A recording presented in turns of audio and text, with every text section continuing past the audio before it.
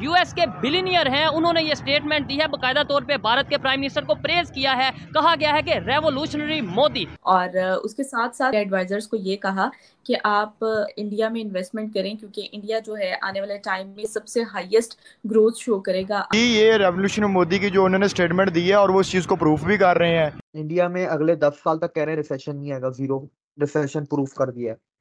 Highest fastest growing country by the end of this decade 2030 तक India को ही बोला जा रहा है ऑन मल्टीपल रिपोर्ट्स। पहले उन्होंने अपनी पावर को एस्टैब्लिश किया है, विन की है, मेहनत की है, सुबह दोपहर शाम। वक्त था जब इंडिया को जरूरत थी इन्वेस्टमेंट की, आज लोगों को जरूरत है इंडिया में इन्वेस्टमेंट की। कहा तो ये जाता था जी चाय वाला बन गया, चाय वाला बन गया, आज वही चाय वाला वो कहाँ चला गया, चांद वाला बन गया आज तो वो। तो फिर इसका मतलब है नीयत का भी कहीं ना कहीं अमल होता है। दुनिया का कोई ऐसा फोरम नहीं जहाँ पर इंडिया ना हो, और दुनिया में वाहिद एक इंडिया है जो हर फोरम में। तो मोदी जी ने हर फ्रंट पे इंडिया को बहुत अच्छा नेतृत्व दिया है।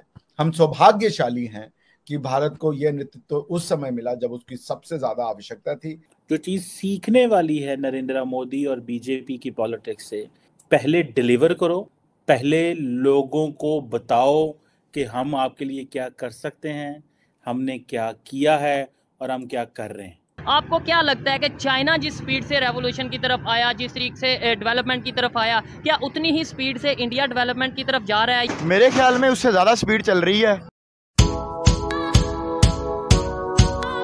जय हिंद दोस्तों, अमेरिका के दिग्गज अरबपति रे डेलियो ने पीएम मोदी की जमकर तारीफ की है। उन्होंने यूसीएलए कैंपस के राइस हॉल में ऑल इन समिट 2023 में पीएम मोदी को देंग शॉपिंग बताया। देंग शॉपिंग चीन के क्रांतिकारी लीडर थे। उन्होंने कहा कि मुझे लगता है कि आज भारत वहाँ है जहाँ चीन 1984 में था, जब मैंने वहाँ जाना शुरू किया था। भारत के पास दुनिया के टॉप 20 देशों में सबसे अधिक संभावित ग्रोथ रेट है। भारत में बड़े पैमाने पर हुए सुधारों से आर्थिक लाभ मिलेगा। डेलियो ने आगे कहा कि हमारे पास भारत और दुनिया के टॉप 20 देशों के लिए 10 साल के ग्रोथ रेट का अनुमान है। भारत में सबसे अधिक संभावित विकास दर है। वहीं अमेरिका के अरबपति निवेशक रे डेलियो द्वारा दी गई इस स्टेटमेंट पर पाकिस्तानी मीडिया सदमे में है। जो यूएस के बिलियनर हैं, उन्होंने इंडिया और प्राइम मिनिस्टर नरेंद्र मोदी जी को बहुत ज्यादा अप्रिशिएट किया। तो इस पर अभिषेक सर, आपकी क्या राय है? इस स्टेटमेंट को आप कैसे देख रहे हैं और क्या कहेंगे? देखिए, इट्स अ वेलकमिंग स्टेटमेंट। और देखिए, ये है ना कि world is recognising what was overdue for India ना।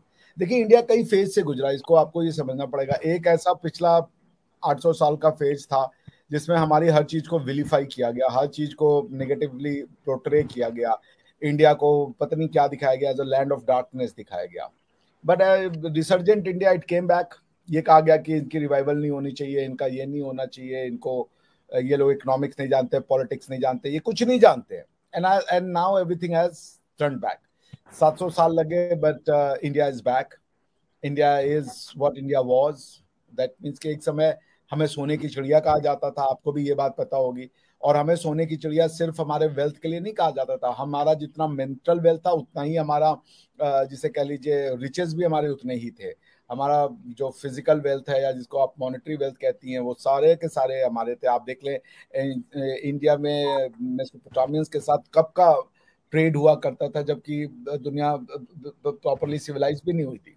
सो इंडियन सिविलाइजेशन की ये एक कंटिन्यूअस जर्नी है, जो एक समय उसको ब्रेक लगा, इंडिया को काफी कुछ झेलना पड़ा।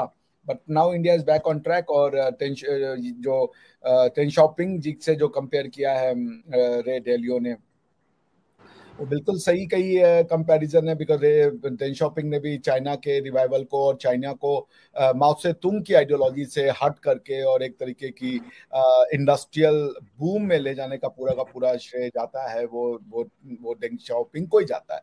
तो दुनिया में लोग आते हैं अपनी मिट्टी से प्यार करने वाले, जिनका की पॉलिसी और वो बहुत क्लियर होता है, जिसे कह लीजिए विजन। मोदी जी वो हैं। उन भारत को इंडस्ट्रियलाइजेशन करना हो, भारत का कल्चरल रिवाइवलिज्म हो, भारत में जो महिलाओं का उत्थापन की बात हो, समाज में जिसे कह लीजिए डेवलपमेंट की बात, तो मोदी जी ने हर फ्रंट पे इंडिया को बहुत अच्छा नेतृत्व दिया है। हम सौभाग्यशाली हैं कि भारत को यह नेतृत्व उस समय मिला जब उसकी सबसे ज्यादा आवश्यकता थी।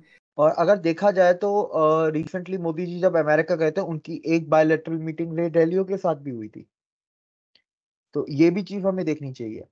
ठीक है, अब देखें, अब इंडिया में ऐसा क्या है, इंडिया में अगले 10 साल तक कह रहे हैं रिसेशन नहीं आएगा, जीरो रिसेशन प्रूफ कर दिया है। Highest fastest growing country by the end of this decade 2030 तक इंडिया को ही बोला जा रहा है ऑन मल्टीपल रिपोर्ट्स। फिर जो अगर मिडिल क्लास की रिपोर्ट आती है कि भाई इंडिया की middle class will increase by 75 और 80% in by the end of this decade, मतलब अभी पूरी दुनिया उधर इन्वेस्ट कर रही है, इंफ्रास्ट्रक्चर इधर है। इन्वेस्टमेंट आप कहीं पे भी कर सकते हो, जरूरी नहीं बिजनेस या स्टॉक मार्केट में, इंफ्रास्ट्रक्चर में भी हो सकता है। तो India is growing very fast and rapidly. ठीक है, एक होता है जे कर्व होता है, तो इंडिया की जो ग्रोथ रेट है वो उसका जे कर्व है, वो अपने जे कर्व पे वो जा रहा है। अब nobody want to miss that bus, कोई भी अक्लमंद इन्वेस्टर वो बस को मिस नहीं करेगा, जिस जगह की, जिस कंपनी की, जिस कंट्री की, ठीक है, ग्रोथ रेट जे कर्व पे, क्योंकि जे कर्व बहुत ऊपर जाता है। आप देख लें दुनिया में सबसे कम इन्फ्लेशन कहाँ है, इंडिया में। सबसे कम आपकी unemployment, one of the come employment कहाँ है, इंडिया में। अच्छा, इंडिया के पास पावर है, ठीक है, कुछ मुल्क ऐसे भी होते हैं जो अपनी पावर की वजह से भी काफी वो स्ट्रॉन्ग जगह या स्ट्रॉन्ग डेस्टिनेशन बन जाते हैं फॉर पीपल टू इन्वेस्ट। ठीक है, पावर्स क्या है, आईटी, फार्मा, फूड, ठीक है, ऐसे ही और भी बहुत सी चीज है, आप निकालते जाए। फिर टैलेंट हब, टैलेंट पूल, उसमें तो कोई दो राय है ही नहीं। After COVID pandemic India is now officially the 4th geopolitical pole. ठीक है, ग्लोबल साउथ का लीडर है, दुनिया का कोई ऐसा फोरम नहीं जहां पर इंडिया ना हो, क्योंकि आपके मुल्क के अंदर के हालात, पॉलिटिकल स्टेबिलिटी और इकोनॉमिक स्टेबिलिटी के साथ साथ आपकी डिप्लोमेटिक स्टेबिलिटी या इंटरनेशनल स्टेबिलिटी आपके मुल्क की कितनी है। तो इंडिया की इंटरनेशनल स्टेबिलिटी भी उतनी ही है। नॉन अलाइन मूवमेंट जो उनका चल रहा है, न्यूट्रल रहे, हर चाहे कुछ भी हो जाए न्यूट्रल रहते हैं। उसके बाद दुनिया का कोई ऐसा फोरम नहीं जहां पर इंडिया ना हो, और दुनिया में वाहिद एक इंडिया है जो हर फोरम में, हर फोरम पे ना अमेरिका है, ना हर फोरम पे चाइना है, ना हर फोरम पे आपका रशिया है।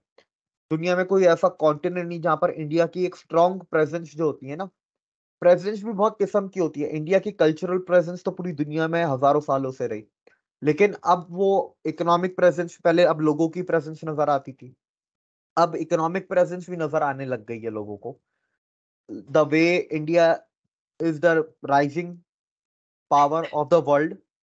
ठीक है, तो वैसे एशिया की तो मैं इसमें एग्जांपल नहीं दूंगा, लेकिन आप एशिया के अलावा चले जाएं, अफ्रीका में India is the second largest investor. ठीक है, उसके बाद अगर साउथ अमेरिका में जाएं, इंडिया उधर बहुत हैवीली काम कर रहा है। इंडियन कंपनीज को देख लें तो वो हर हफ्ते एक यूरोप की कंपनी को इंडियन बंदा खरीद लेता है। यूएस बिलियनियर आखिर क्यों ट्रस्ट कर रहे हैं इंडिया पर, और क्यों जो है आपके नजदीक बीइंग पाकिस्तानी, आपकी क्या राय है इस पूरे? डू यू रियली थिंक कि अभी भी ये सवाल एग्जिस्ट करता है कि वो क्यों ट्रस्ट कर रहे हैं इंडिया पे?